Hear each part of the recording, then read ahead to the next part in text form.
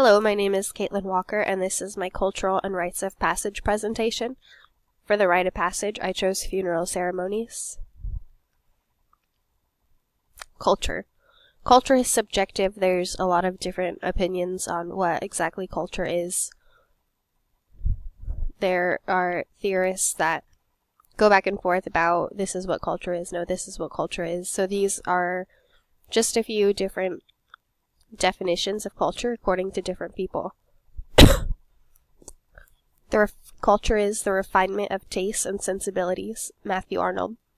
Culture is ordinary, the common meanings and directions of a society, Raymond Williams.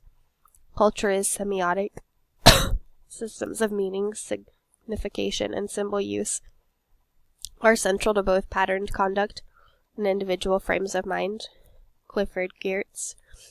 Culture is what people think, what they do, and the material products they produce. It is shared, learned, symbolically transmitted, cross-generationally, adaptive to the physical world, and integrated within it, John Bodley. Culture is the shifting tension between the shared and the unshared. It is contested within and across groups. Wen Shu Li. Rites of passage.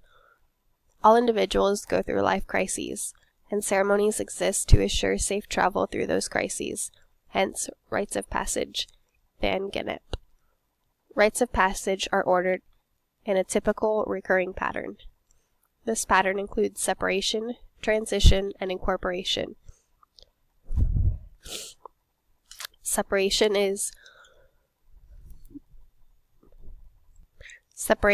when a person separates themselves from their common ceremony, their common customs of day-to-day life. Transition is the period between that separation and what comes after, and incorporation is what comes after that separation is done and the transition is done.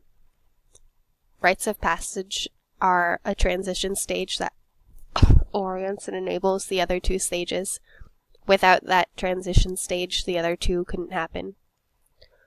Rites of passage are territorial passages. They involve physical space, and these spaces are just a symbol of movement, of moving forward.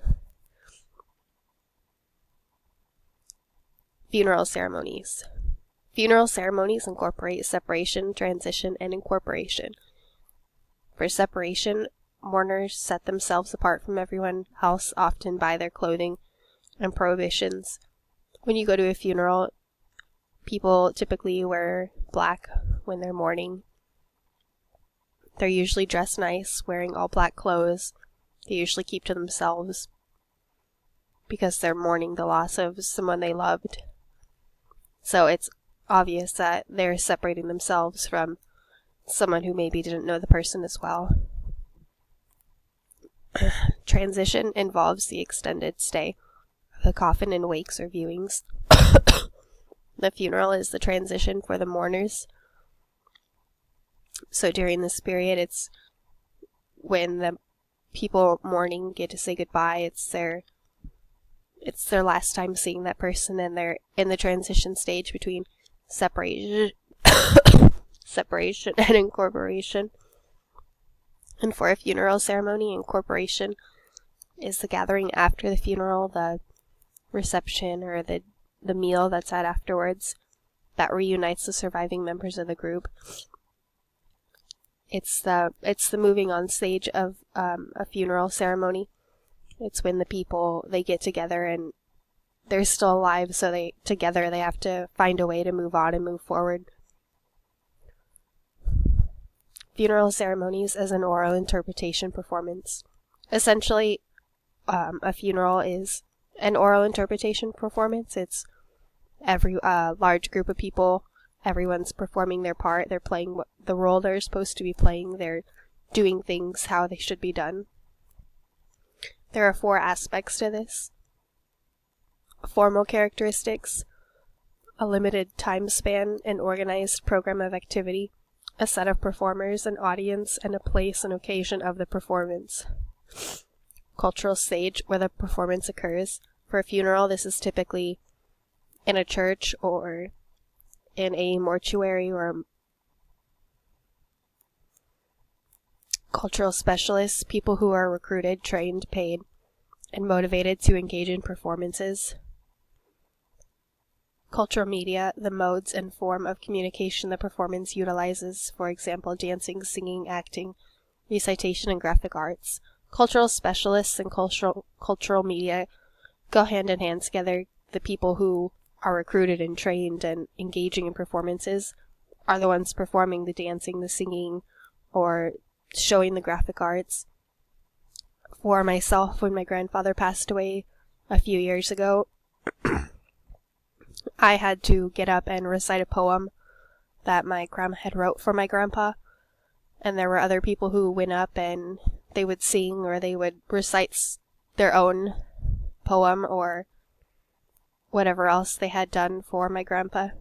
There was also a graphic arts presentation. It was a bunch of pictures of him throughout his life to celebrate his life and just to remind everyone of how good of a life he had. Characteristics of rituals. Rituals are communal and traditional. They are influenced by communication and behaviors. There are 5 aspects or characteristics of rituals. The first one is formalization, the degree or formality in the dress or speech that marks an activity as ritual-like. For example, when you go to church, it is customary to dress nice. The whole saying, my best Sunday dress. It is customary and to wear something formal when you go to church, same as when you go to a wedding or when you're in a wedding. The bride is expected to wear a certain type of dress, and same with the groom. He is expected to wear a tuxedo. Traditionalism, doing things the way they have always been done. An example of this, every year for the holidays, Thanksgiving and Christmas, no matter what, we always go to my grandma's house. My whole family, we just go there. For Christmas, we eat at the same time every year. Then we open gifts, and then we have dessert. It's the same thing every year. It never changes. Invariance. Actions are performed exactly the same each time. Emphasizes precise repetition and physical control. If you go to a ball game, whether it's football, basketball, there are typically cheerleaders there that exactly when they're supposed to, they perform, they give off their presentation, and they perform everything that they have rehearsed, and they show physical control in all of their movements.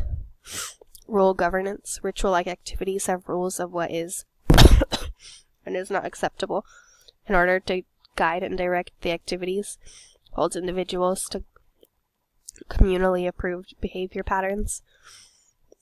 In church, there are unspoken rules of what is and isn't acceptable in terms of behavior.